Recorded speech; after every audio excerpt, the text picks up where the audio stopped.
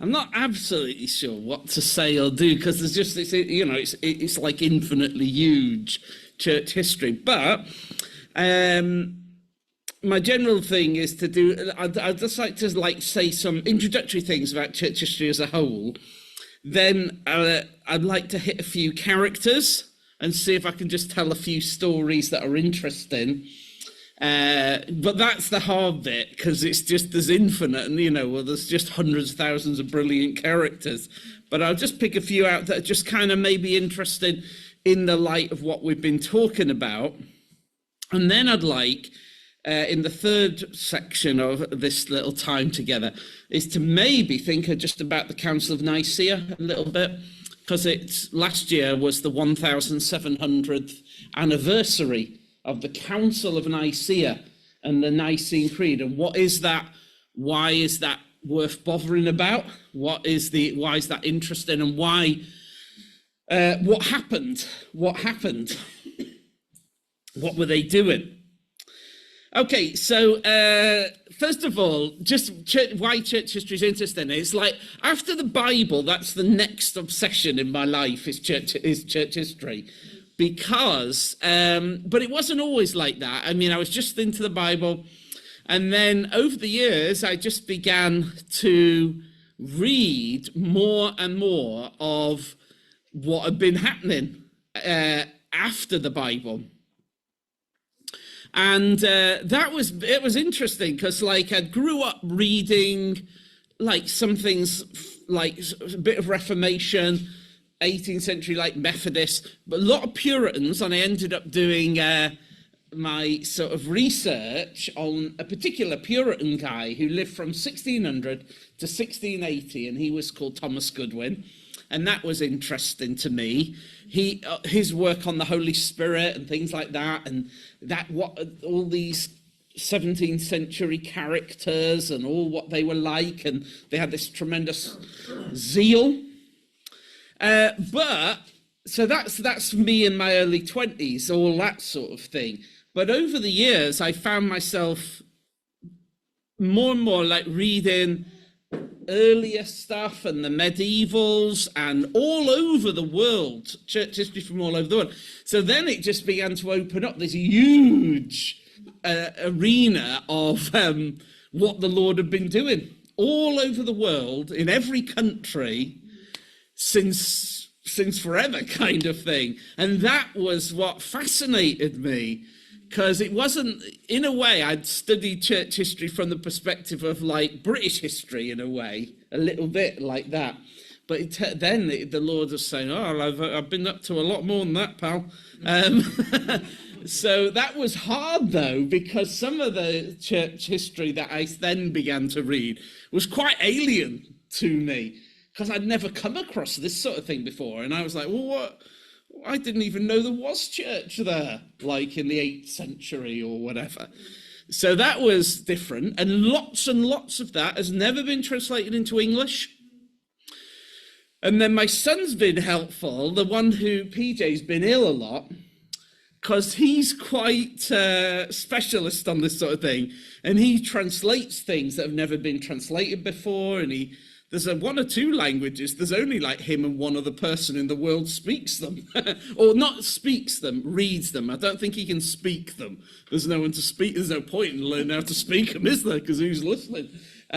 Some of them, the languages that haven't been written or spoken for 1,000 years. So, but he's been amazing in just drawing in all these stories from all over the world. So the first thing is, if you're going to do, it's worth getting into and finding out what the Lord's been up to.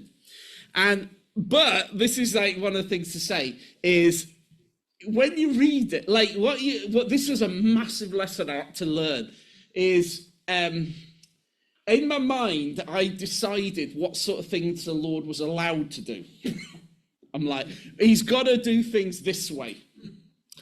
And I got in my mind, I can allow a little bit of wiggle room, but it's, this is what he does. And then it turns out he wasn't paying attention. And that it's very strange, all the things that he's been up to. And he's often worked with people. I wouldn't have worked with him. I was like, well, you might not, but, I've got to do what I've got to do, sort of thing. So that's a thing. So that, like, when you read, and also really odd things happen in church history. It's like, but let me say this, it's like weird things happen in the Bible. So, like in the Bible, you've got like really strange things happen. Like, there's that time where you've got the bones of Elisha and things, and they're sort of stuck in a cave, and then a dead person's chucked in, and then they're like, boom, and they come back alive because they touched the bones of Elisha. You know that? Like, that's crazy, isn't it? Things like that happen in church history. And then, you get odd stories where you've got, we will have heard about, there's the bones of some saint at some location. And my tendency was to go, that's all nonsense. What a load of superstitious nonsense that was. I had to be careful because sometimes, like those bones of Elisha things, there's all sorts of things that people said, and the Lord did this and this. And I'm like, ooh, I wasn't ready for that. Like, I didn't think he did that sort of thing. So that's one thing. When you read stories that Christians from all through, they'll tell you in their own words. They say things that I'm like, that stretches me, because that's things like people walking on water or being carried in a whirlwind and deposited somewhere, or there's loads of stories of things that are really odd, and animals talking, and of course in the end I had to go, nearly everything they say, it's in the Bible. Actually, all those things are in the Bible. So if I'm ruling those sort of things out, I have to rule a lot of the Bible out. And I thought, I can't do that, so I've got to at least be open to it. So I just tell you that up front, like, if you're going to start reading the people themselves, you can read church history books that clean all that out, and they'll just tell you a cleaned up version where nothing weird happens. But if you read the people themselves, you find, it's a bit wackier. So you might like that or not, but for me it was a bit tough. I wasn't quite ready for that. So that's one thing. So what I'm saying is, the same God of the Bible, when you read through the Bible, he does crazy things. And anything's possible when you read in the Bible, isn't there? And there's angels, and someone will meet an angel and they'll get some food from nowhere, or things like that happen. I discovered, apparently he carried on doing things like, it's the same God, and he carries on doing things like that. So that's just a word of, I don't know if it's warning, but it's just a sort of heads up that the same God of the Bible, he didn't close up business at the end of the Bible. He carried on pretty much in exactly the same way. So that's a thing. Another thing is, and this is not absolutely true, but it's helpful, that there's kind of like, if you think of like 4 kinds of Christianity throughout history. If I had a map and you kind of had Europe over here, right? And then all the way across to, say, China, right? Can you imagine that sort of typical map that you might have on the wall? If we start over here with like Western Europe, that is like Western Christianity, which is, it was what we would call Catholicism for 1500 years. And then you've got a Protestant bit, so you've got Protestantism, Catholicism, and because you might say, oh no, there's Protestants in Italy or something. Yeah, but I'm just making sure, in general, Protestants are on this edge. Then you've got Catholics, and that's Western Christianity, right? Yeah. Then next to them is a kind of Christianity called Orthodoxy, Greek Orthodoxy and Russian Orthodoxy, and that's the next thing along. And that's the whole thing. That's like Constantinople, and anyway, it doesn't matter. That's them. And if you want later, I can tell you what are the features of all these different kinds of Christianity in general. So what have we had? We've had Protestantism and Western Christianity there. There's no map here, I know that. I know I'm not mad, but I'm hoping you're imagining it. We've got the Greek Orthodox and the Russian Orthodox, and that's a batch there. And then we sort of have another coming down a little bit, and we're in like Egypt, Ethiopia, Yemen, India. This is called Oriental Orthodoxy. OO, so EO, OO, Oriental Orthodoxy. And that, so it's a different kind of orthodoxy, but they have nearly all the divisions between Christianity, it's all about Jesus. It's different ways of understanding Jesus.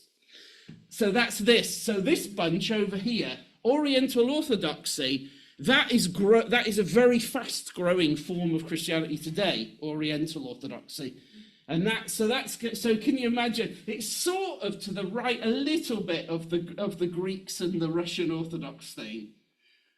And they're like more close because they're both kinds of orthodoxy, but they divide over a very important question. If you want me to explain that later, just ask me, okay? But this is Egypt, Ethiopia, Yemen, India, right? And then there's another form of Christianity that was called Church of the East, and that's all this. And that goes across to China. And that. And at different times, once Church of the East was huge, like probably more than a third of world Christianity was probably Church of the East for a while. Yeah, huge. Because China, we know now, Christianity was in China in the 1st century. It was in Japan. It was in Korea. There's archaeology now. The biggest shrine temple in Korea, there's archaeology been done, and it turns out there was a Christian church underneath it. The Christianity was there before anything else. China has Christianity easily, and definitely 1st century, definitely 2nd century. The Chinese language, some of you'll know, has Christianity written into it deeply. So that's Thomas. I could actually spend the time just telling you what happened to all the apostles after the book of Acts. Yeah, you might be like, yeah, just do that. No, but hang on, I've got some other things planned. Yeah, but that's interesting because if you think Peter, he gets a bit of coverage in the book of Acts, Peter. And then you get a little bit of John, but not much, but you get Paul, really. Paul is like one of the 7, when he's like an apostle, we've got the 12, there's the 11, Judas, slight disappointment, and then you get, he gets replaced by Matthias, like at the beginning of, and he's amazing, that Matthias guy. That was a good choice. He was the right one. Yeah. Well, obviously the Spirit generally gets it right. So but do you remember when Jesus picked 70 or 72, and he sent them out? You might be like, well, what happened to them? Yeah, good question. We know what happened to them. The books were written about them, and they went all over the world afterwards. And now they're like a level 2 set of apostles. So that's like, there's the top level 12, and then there's this other batch of apostles that's 70 or 72. It depends. Now, Paul is really, he's like, I'm kind of like, what does he say? I'm like a late arrival. I was born late to it. So he's generally classified as like kind of in that 72 bracket of people. So he might be number 73 or something. So he's like that. And so you might end up then with 85 of them in total. So where did they all go? Well, we kind of know. Now, I can't even begin to do all the 72, but it's interesting. And if you go and read, I'll tell you who to read. There's a guy called Eusebius. We'll come back to him later. He's writing in the 4th century. And, yes. Okay. And we'll come back to him because he's at the Council of Nicaea, and he's one of the most important people at it. EUSE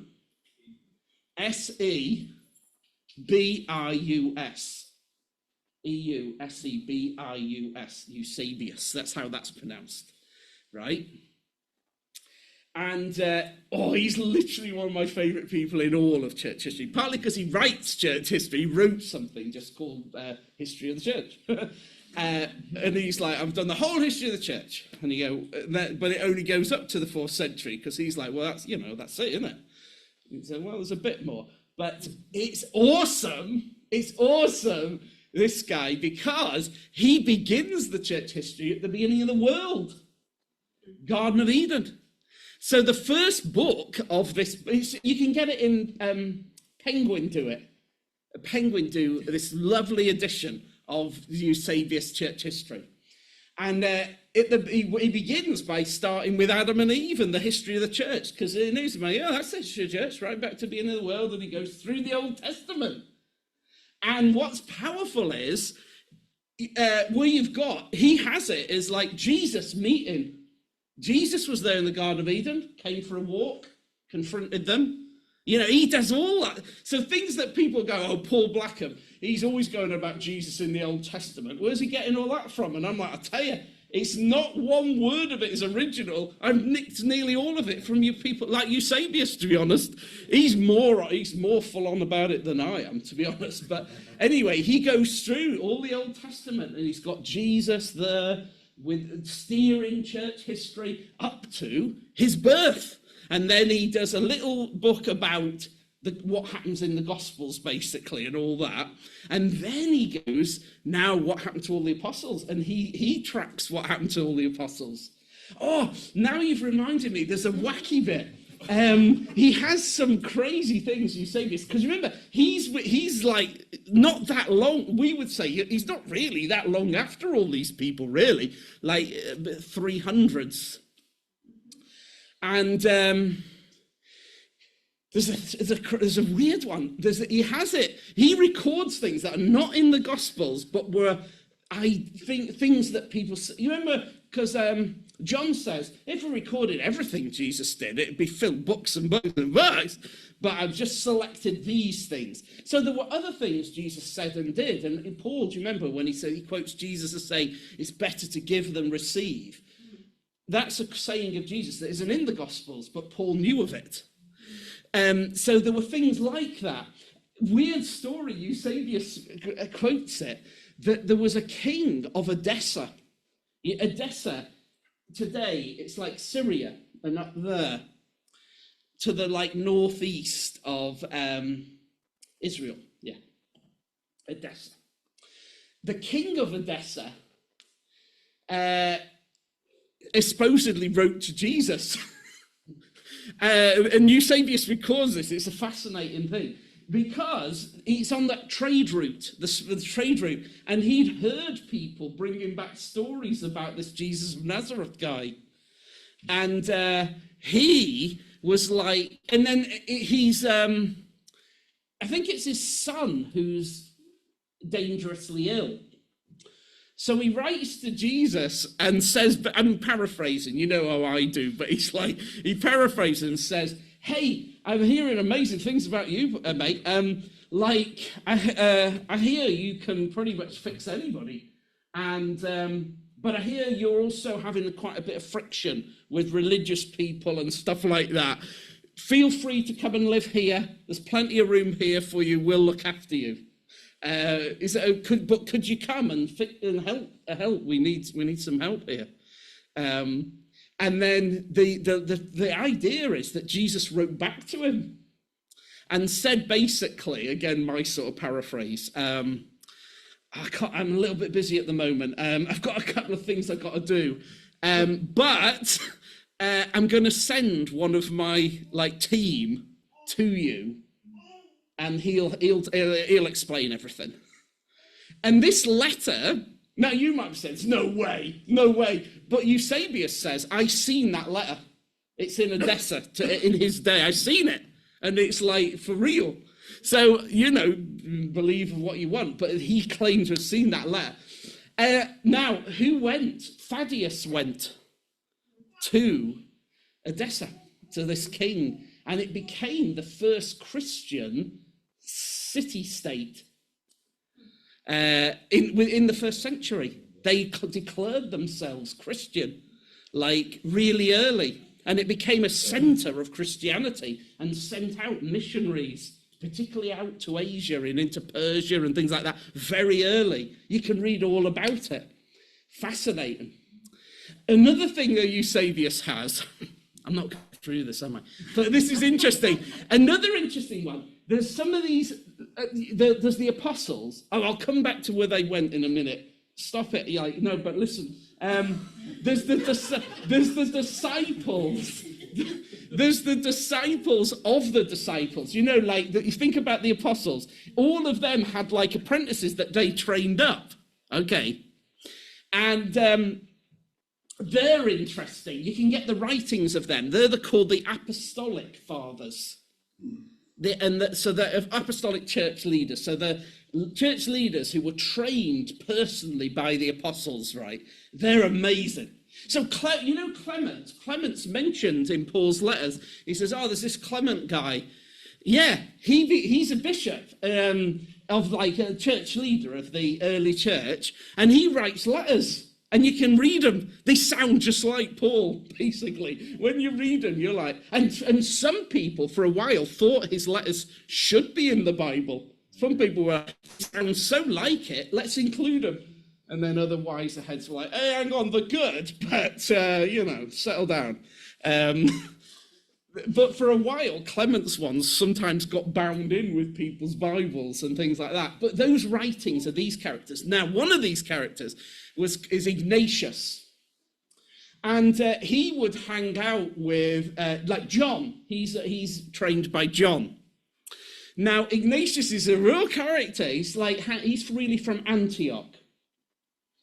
And, which doesn't really exist now. But anyway, that's a whole nother story. But anyway, Antioch. He writes a letter to Mary. Now, this is very well attested. He writes a letter to Mary, and it's really good. Eusebius includes it. And basically, Ignatius writes to Mary and says, again, my sort of paraphrase, hey, dear Mary, think you're awesome. Wow, I'd love to hang out. Because could you come? Because you must be unbelievably awesome. And your son is like, I've heard unbelievable stuff about your son. But I really like to sort of like make a big event for you, about you really, and hang out. And then you can tell us stuff because you must know loads about him. Yours sincerely, Ignatius. And then she writes back, and that's recorded. And she's basically like, and it's good, she says, everything you've heard about Jesus is true. Just focus on him. Just focus on him. I'm just a handmaid like everybody else. Yours, Mary. But she's really saying, hey, watch it. I'm not the center of attention, pal. It's the big man. Well, she doesn't say it like that. She says it again, much nicer. But isn't that interesting, the Virgin Mary? Because, of course, she would be the centre of attention. Everyone would want to... Because he actually says, you knew what it was like to have him as a little baby and bring him up. And everyone would love those sort of stories. Like he was like, God was like that, And that's lovely, isn't it? You'd want the stories. What was he like? Did he do dirty nappies? And then she's like, probably like, oh, yeah, for sure. Or whatever. But actually, she's like, no. Let's not do that. Just focus on him. And everything you're hearing from John and others, that's right. Just focus on that. It's good. So sometimes if I meet someone who's gone a little bit over the top on Mary, you know what I'm saying? I say, would you do whatever Mary says? And they're like, yeah, absolutely. I'll say, okay, here's a letter she wrote. Do what she says. And it's the same thing she says in John, isn't it? Because when they're at the marriage thing, her advice is just do whatever he says. Yeah. It's the same thing, sort of, really. Anyway, right, where were we? You keep distracting me. No, the apostles, where did they all go? They went all over the world, really. Andrew's interesting. You know that bit in Acts when Paul wants to go to Bithynia, which is where Constantinople would be, Istanbul today, right? And Paul, he says, oh, we thought we'd go that way towards the Black Sea. But the Spirit stopped us. Do you remember that? Turned back from Bithynia. Why? Have you ever thought, well, why doesn't the Spirit let him just go up there? Yeah, that's because up that way it's a very different kind of cultural challenge up that way. One, there's that what would be, Constantinople, at the time Byzantium, it's called, this fishing town, which we know later becomes this huge city of Constantinople and like the most important Christian city ever kind of thing. And we're like, oh, he's going to go there. And then the Spirit's like, not for you, not for you. You go down to Athens, that's more your sort of thing. Debating, philosophers, intellectuals in Athens. That's for you, Paul. I've got someone else in mind. Who went? Andrew, Peter's brother, went up that way.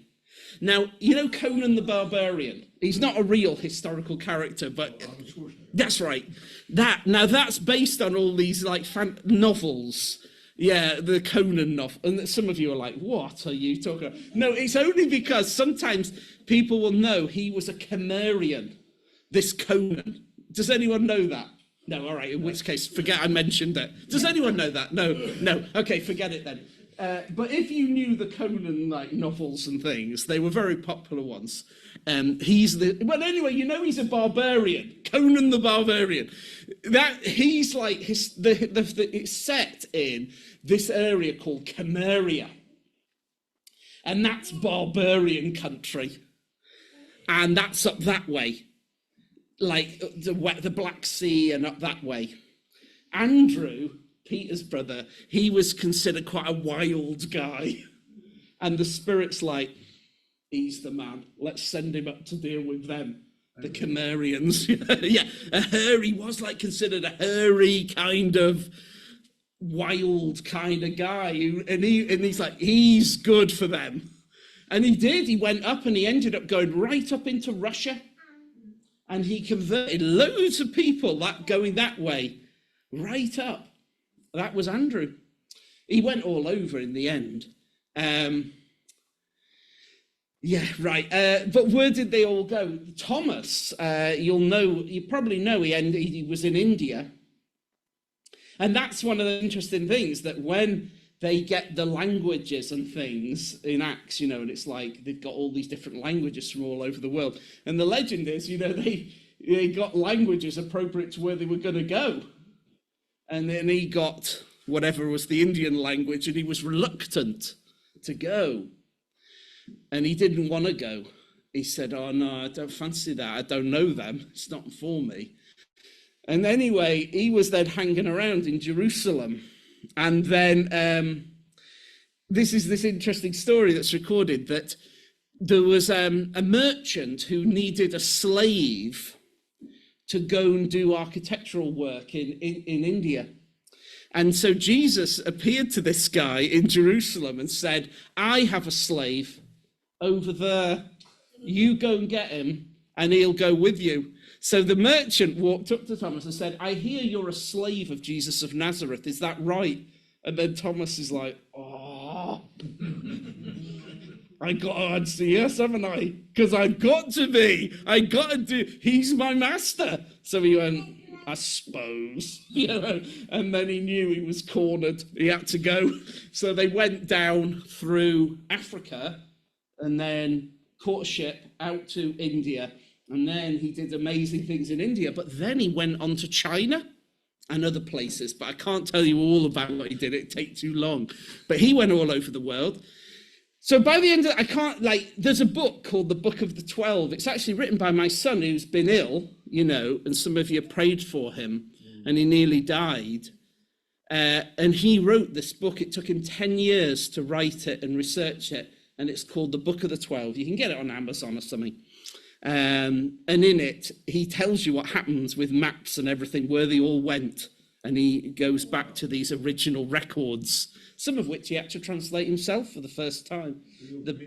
No, and I don't think I think he doesn't hardly get anything for it. I don't know, he's not very wise that way, but anyway, that's him. So, yes, okay, I better stop on those sort of things, but you might be like, no, have you found it already? You're already, honestly, you'll love it, the Book of the 12. I mean, in a way, he gives, anyway, right, let's carry on, because otherwise, each of them is fascinating. They nearly all die as martyrs. The only one that there's any question about is John. Maybe he didn't, because maybe he's still around. If you remember the end of John. Anyway, that's a whole nother thing. Right, forget that. Don't distract me, seriously, because that will distract me. Because you remember the end of John. Yeah. Honestly, that will distract me. But, you know. Right, let me pick out a couple of interesting characters from history. We're coming back to that. Oh! Yeah, there's any questions, everyone's like, okay. No, but let me pick out a few. Like that Bernard of Clairvaux on the songs. Let's just think a little bit about him. He's like from 1090 he lives. I'll come back to early period if we get a chance to do the Nicaea stuff in a minute. But I'll just tell you little like cameos of some interesting characters. Bernard of Clairvaux, and that's Clairvaux,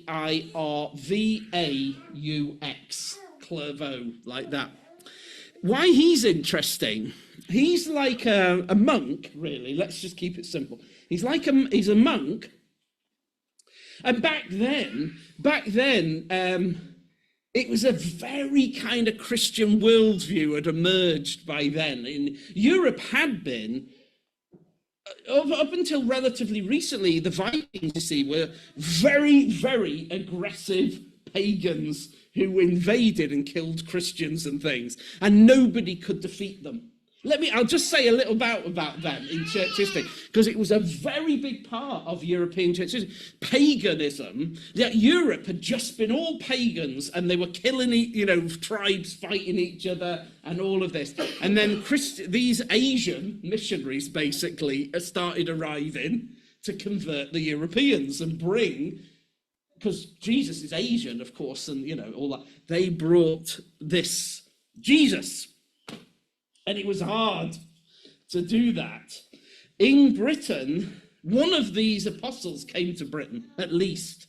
Oh, I'll tell you, Aristobulus, he's mentioned at the end of Romans. A guy called Aristobulus, an African, North African, Aristobulus. He came to Britain. And he's mentioned at the end of Romans. Yeah. Jesus came to Britain.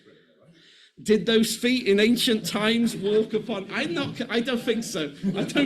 But Aristobulus did, and one of the apostles. But anyway, leave that for a second, because you have this Celtic form of Christianity that exists, and then there's the Council of Whitby, and then it gets all like ironed out and united to Rome and things like that. But anyway, forget that for a minute. Right, the Vikings. And they're like pagans. And then people now are worried about people of different religions invading and causing trouble. It's like, well, we've already been in this country, and much stronger, much, much more aggressive. And they did take over. So Britain had been Christian, and then it became completely pagan. With the Vikings, they completely turned it back to paganism. And then it had to be all done again from Ireland, really. And Christianity ended up retreating just to Ireland. And then, what's that book with the illuminated manuscripts and stuff? The Book of Kells. And that was I always think of it as book by book, and I'm like, that was book by book at the time. They sort of thought, we've got this way of teaching the Bible that's really, engaging. But the Vikings are wrecking everything. So some of them retreated and took these Bibles and resources and things. And some of them went on islands out in the Atlantic to preserve it, because they said when we can't fight against the Vikings, they're too powerful, they're beating everybody. And nobody could defeat them. Nobody could defeat them. Well, how they were defeated in the end was by the gospel. No one could do it militarily. They were too good. But they did convert them.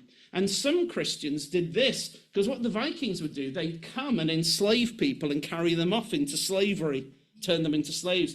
There were a few Christians, including Patrick actually, and we've just had his anniversary, but many examples of these, who what they did was they said, how are we going to get into those homes back in, Denmark or whatever? Now, thankfully, they just make Lego and IKEA, so that's helpful. But back then, and they said, we can't invade them, because Jesus didn't tell, we can't do a military conquest or anything. So what I'm going to do is I'm going to give myself up to be a slave and let them enslave me. Then I'll be and they'll take me back. Then I'm going to be a Christian there and witness to them and try to convert them. I'll give up my entire life and I might be killed. Wow. But that's what I'm going to do. Christians did that. Yeah. That's sobering, isn't it? And but that's the only way the Vikings were defeated. They had to be converted. And it was hard. It cost lives, real sacrifice, the way of the cross, isn't it, as you were saying? Yeah. Imagine that. If the same as going to the National Gallery, though, isn't it? Well, in your mind, it's similar from the sounds of it. You're like, I prefer the Vikings than that. Yeah, but isn't it interesting? Like, what cost would we pay in order to, when people say Muslims are coming, let's what we need is to get them all chucked out or something. And I'm like, well, that is not, and there's, or whatever. Or let's use law to stop them. And I'm like, well, our ancestors with the Vikings, I don't know what exactly to do, but I'm saying our ancestors, when they were facing the Vikings, paid a very, very high price to say we must love them and convert them.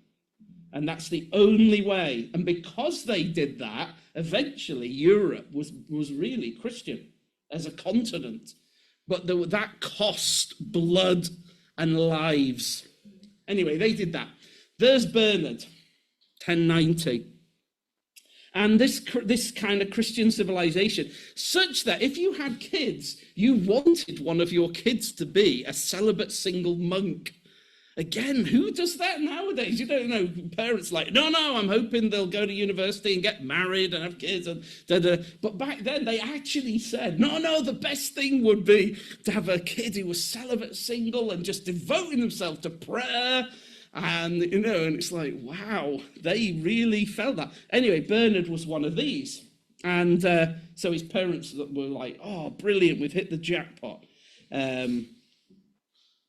And he wrote commentary, particularly on Song of Songs. You can get that on the internet for free, and there's editions of it. It's intense. 86 sermons on 2 chapters. There we are. 86 sermons on 2 chapters. I listened to them all, right? Yeah, of course, yeah. They're on like audio or something, and it's like...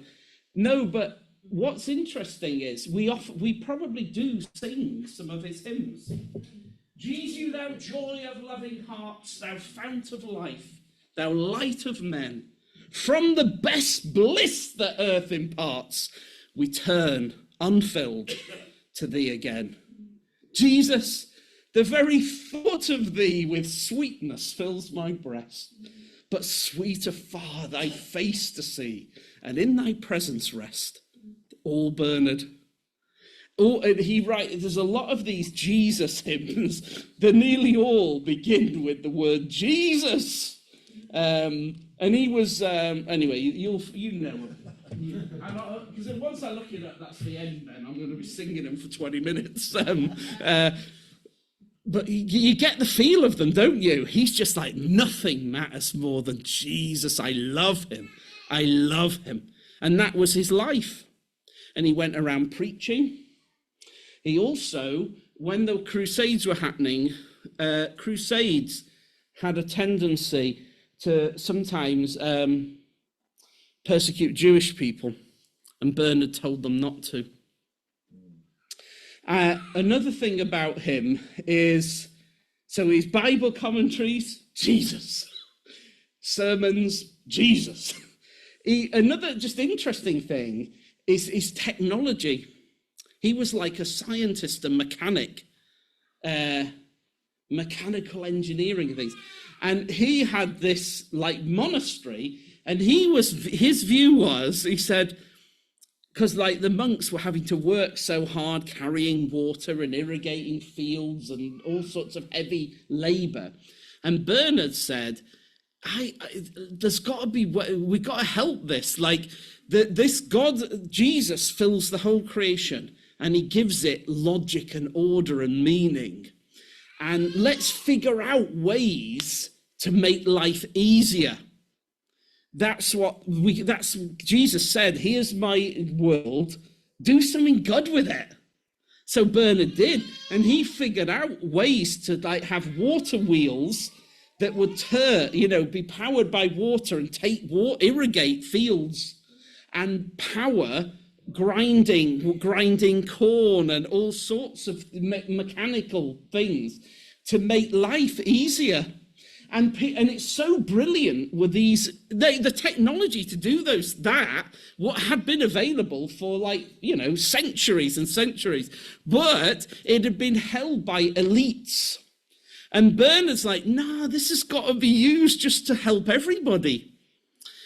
This technology could make life easy for people so that we can spend more time focused on Jesus. That was his view. He thought, well, why else would you want technology? And we're like, oh, Bernard, if only you knew. Yeah. But that's why he did it. And people literally came from all over the world to see his water wheels and stuff like that.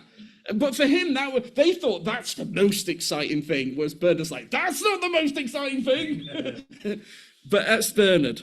He's interesting. He lived from 1090 to 1153. I mentioned that Richard Roll of Hampole. You can find a bit about him, the fire of love. He only lived to be like 49. When he was 22, he was obsessed with Jesus. And he had this experience that lasted 8 months where Jesus encountered him. And he felt it was a heat so intense he couldn't bear it. And he wrote about it in a book called The Fire of Love. Penguin also do that one. But again, I'm warning you, that one, it's intense. You know, this is a guy who's... So the reason I mention him, though, and Bernard and people, is sometimes people go, after the apostles, it all went wrong, and then there wasn't anybody good until like Luther or something. And that's nonsense. They were incredibly Jesus people. And they don't necessarily speak the way we do, because we have different ways of saying things, and they'll be like, oh, the fire of Jesus' love is so intense, it burns in my breast and things. And we'd be like, oh, yeah, I don't know whether I'd quite say that,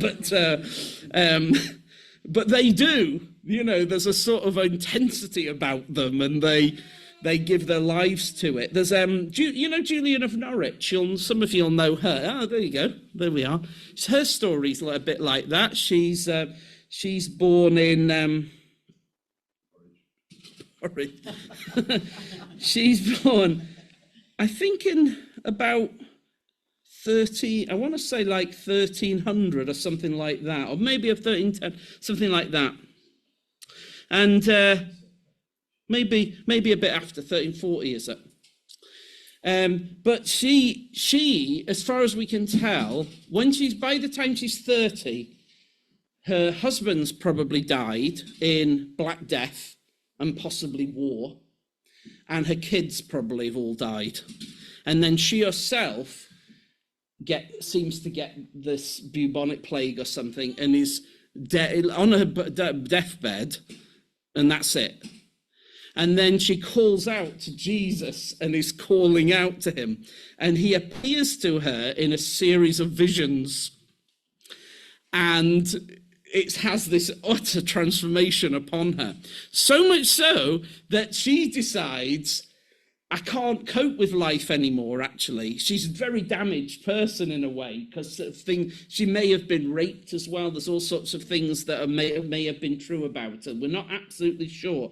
But you can see she's like someone who is not only physically damaged, but is like in a mess. And she calls out to Jesus and he appears to her and she says, okay, I'm happy just to spend time with Jesus and pray.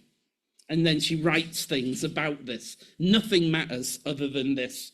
If you know God through Jesus, everything's good. And nothing else matters. And she actually goes in her church, the church she was going to, she had like a granny flat made and they walled it up so she would never leave it. Can you imagine that? Someone living in a church building in like a granny flat, like a couple of rooms. Is it? Yeah, like that. Okay, but it's like that. And she was walled up, and that was called being an anchorite. And you would be not because we think a hermit is someone who lives in isolation, but out somewhere. An anchorite was a person who lived in isolation, but right among everybody. So she just lived in this like little like one bed flat thing attached to the house. Yeah, because she said, I'm going to be here and just pray for you as a church always, and then just devote she did. And people would give her food and things, and then maybe a limited amount of conversation, I don't know, but basically she would just be there. And at first when I heard about it, I'm like, God, that's like weird, isn't it? But then I started to think, someone said, but imagine if you had someone who was utterly on fire for Jesus and they just lived at your church and for all day, every day, they were just absolutely interceding for you and everybody. Don't you want that? And then I was like, yeah, I guess. That's Julie, that's her. Now you might be saying, well, what kind of a life's that? And she has no influence on anybody. Wrong. What she did has left a massive impact, because people were like, why is she doing that? What is it that she's discovered that makes her think that's a life worth living? I know that one's one, because you're like, I don't fancy that. Yeah, well, that's her. I won't tell you about Simeon, the new theologian, because the new theologian, you're thinking, so he's recent. No, he's 10th century. That tells you, like, that's considered new in orthodoxy. Oh no, I won't tell you that. Another just interesting character is a guy called Gregory Palamas. He lives from 1296 to 1359. So he's living at a time, he's part of the Greek Orthodox, so in that sort of thing. What's interesting with him is the Byzantine Empire, this big Christian civilization that has been whittled down and down and down, and by this time, it's quite small, really. And the Ottomans and Islamic power is going to wipe them out, but they're like, no, we can still, that sort of thing. It does eventually, like in the next century, then Constantinople falls, and that's that. But how can I make this quick? Is to say, Gregory, one of the big issues at the time was this.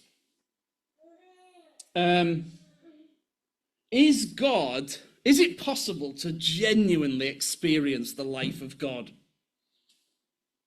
And one of the big views at the time was, particularly in the Western style of Christianity, was no. God is infinite and transcendent essence that cannot ever be accessed by human beings. So we can know about God, and he will give us an experience of like created things that feels like God, but you can't actually be like part of God. That's beyond.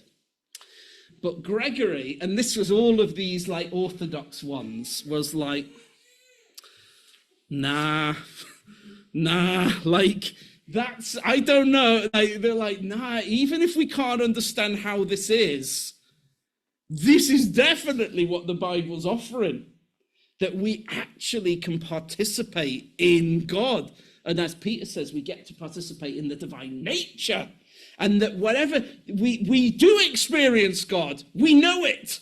That's what it is. And Jesus came down among us, and the Spirit is God. And they were trying to like argue it. And then he came up with a way to express that. I won't go into all that now. But it was amazing because there came a point where, in a way, they could have compromised on that and had a military alliance with Western Christianity and maybe fought back and won their civilization. But they were like, nah, we'd rather die than give up this. But it's better, we know you can experience God. We know that, and we experience that. So even if we die for it, we'd prefer to, but we will not compromise on that. And that's quite powerful, isn't it? And so when they did, in fact, eventually get conquered, that's what some of the people, even as it was happening, were still saying, but at least we're worshipping the living God. There's amazing stories about it. Constantine the 11th was the emperor at that time when it fell. He used to just go doing street preaching. Amazing character. Amazing character. And he was the emperor, although by then it was a smaller civilization, but still. But he used to just go and do street preaching, and we've got today still sermons that he preached. Okay, I'm nearly out of time, so nearly everything I promised we were going to do, we're not going to do. But let me just then talk a little bit about Nicaea. So this is going back to now 325 AD. And this is a problem because what happened was, we'll come to Constantine in a moment, but what was happening was, there was a kind of philosophy of Neoplatonism. What it really is the Greek philosophers had said by this time that let me put it like this. There was a view of God that said, and it's a bit like that one we just thought about, God's too high to ever be connected to human beings. So that was the view of God that was the pagan philosophy. God is absolutely transcendent and high above and far away, and God cannot have any connection to physical things, to people, to history, anything like that. Absolutely not. In fact, they said he can't even think about anything other than himself, because nothing else is worthy of his attention other than himself. So that was what was called the One, the Divine One. Now, actually, Islam later, you're like, hey, that sounds a bit like Islam. Yeah, okay, but hey, stop it. That's not relevant. We'll come to some other year or something. We'll do it. Anyway, so that's this view. Now, Arius was a church leader in North Africa, and he said, yeah, that's right. Yeah, I accept that. But that, of course, means Jesus can't be that. Because Jesus has come down and become physical. And he's become part of history. And he eats stuff and, he dies. So whatever he is, he's not like absolute God. Because that is absolute God. So he must be something like, we'll call him divine. He's like a God, like a divine creature. And, oh yeah, awesome. And he was created before the universe began. Yeah, he's a God. He's like a God that was created by the absolute God before the universe began. And then the absolute God had him make the universe. Because the absolute one can't do it. Because he can't have anything to do with physical things. So the absolute one could make this like diluted God. And that's Jesus. That's Jesus. So there was a time when he didn't even exist, but he's God, he's divine. He created the universe. And he came among us and gives us revelation and saves us and all of that. That's how it is. That fits with the philosophy of the world. And a guy called Alexander of Alexandria, who was the overall church leader of North Africa. Now, he was a Greek guy himself, but he was like, nah, like, I don't like the sound of this. Because Arius wouldn't always say it as clearly as I just did, because he would hide it. And he would be like, he knew that he shouldn't really say things like that. So he'd hide it. But what Alexander, the overall, he would like confront Arius and he'd say, oh, and ask him tough questions like, tell me, like, you know, has Jesus always existed? And Arius would be a bit slippery, like, well, in a way, you know. He's always existed in the universe, hasn't he? And then Alexander's like, yeah, but... And so they argued a bit.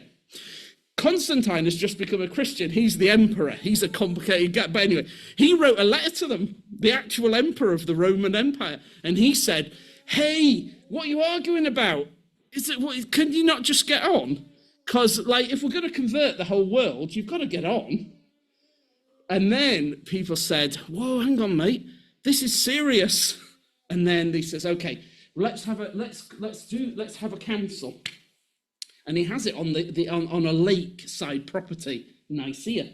Today it's called, I can't remember. It's got a different name now, but it's there. And he did that, and then he said, I want Christians to come from not just the Roman Empire, I want them to come from the entire world. So a guy comes from India, and he represents Chinese Christians and things like that. Guy comes, represents the Brits and the Germans and Ethiopians, and people come from all over, literally all over the world, beyond. And there's 318 of them all converge, of whom only, I think, 15 were had no disabilities. So over 300 of these bishops, church leaders from all over the world, were like missing an eye or a hand or were lame or something because of persecution. Only 12 of them were fully bodied. Yeah, that tells you something about Christianity, global Christianity at that time. Only 12 didn't have injuries that were maiming them. And they came, and it was like considered to be Bible people versus philosophers. I'm going to cut it short, don't worry. You're like, shut up, we've done now. All right, but I promise you it's worth it if you just let me finish this story. I'm not going to do it all, don't worry. So they came, and I'm only going to mention two of the characters that were there, right? So they all came, and they spent a month, and the philosopher people presented their arguments. And then they had, church leaders who were really clever people arguing back and saying, all right, we'll answer the philosophers, and arguing it out and providing, you can get all the minutes of the meeting. If you want to, I can give you details of that. You can read it all and who said what, when, and all. There's amazing detailed stuff from it. Eusebius gives you a mini version of it, right? Now, one character was interesting. Well, there's loads of interesting characters, but let me just focus on this one there. There's a guy called Spiridon, and he was a bit like Amos. I've only just realized it. He was a shepherd. He was a shepherd from Cyprus, I think it was. And he had no money or anything, and he was a bit smelly, and he kind of looked like a homeless guy, probably like Amos. And he arrived then in this, where the Roman emperor was, at Nicaea, and he bought out all the hotels in the area, and he set up accommodation, and it was very sophisticated. And then this Spiridon guy's there, and so they have the meeting place, and then Spiridon is there trying to get in. And the Roman soldier's like, well, hang on, pal, where are you going?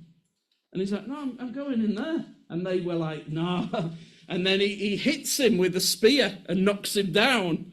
He's like, get out, this is for serious people.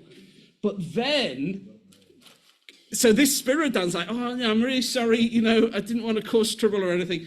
But Constantine went past, and saw it and said, well, hang on, he's one of these important people. He's one of the great church leaders. Leave him alone. And so stick with me.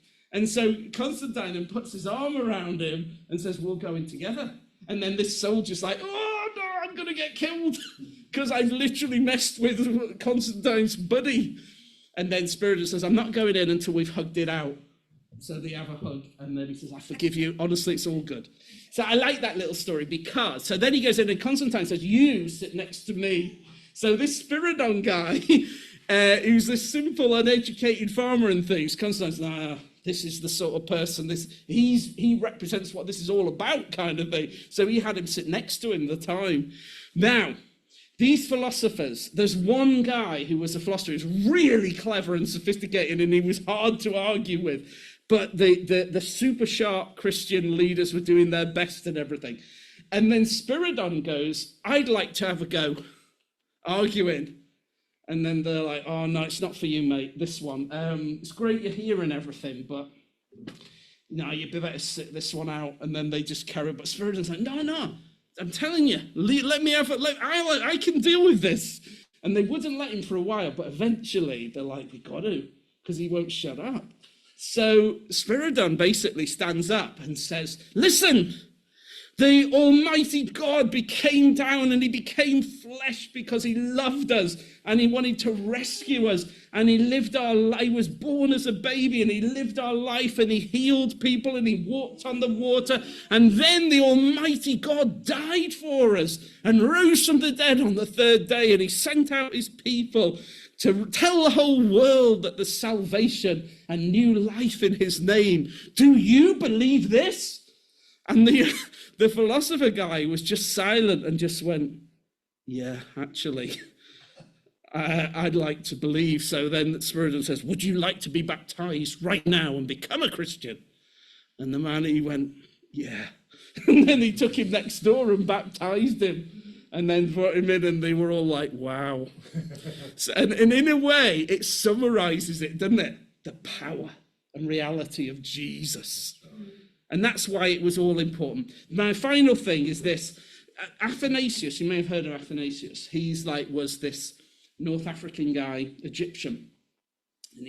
And he ended up taking over from that Alexandria guy as the overall church leader for North Africa.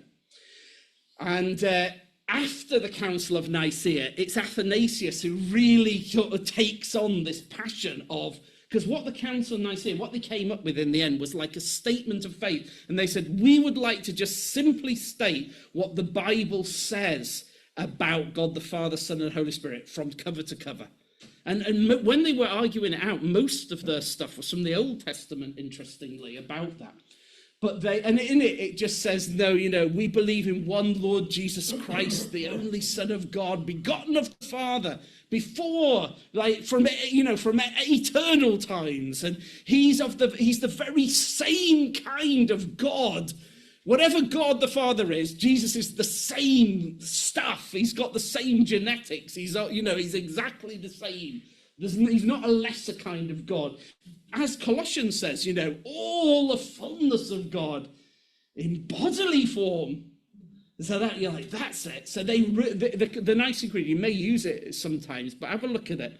And they're trying to just state Jesus is God at full strength. And it's not that God is diluted down to Jesus. He's concentrated in the form of Jesus. It's God at maximal strength. And that's what they said. They said that. And so Athanasius, after it's all finished, he goes on for decades and decades, passionate for this highest possible view of Jesus. And that's what he's known for. You can read a book he wrote called On the Incarnation. And it's great to read it at Christmas. But it's an intense one. But it's all about, anyway, really how Jesus is God and why that matters. And I'll end with this quotation from Athanasius when he says, and I love this and I live by it, and it's one of my favorite quotations in all of church history.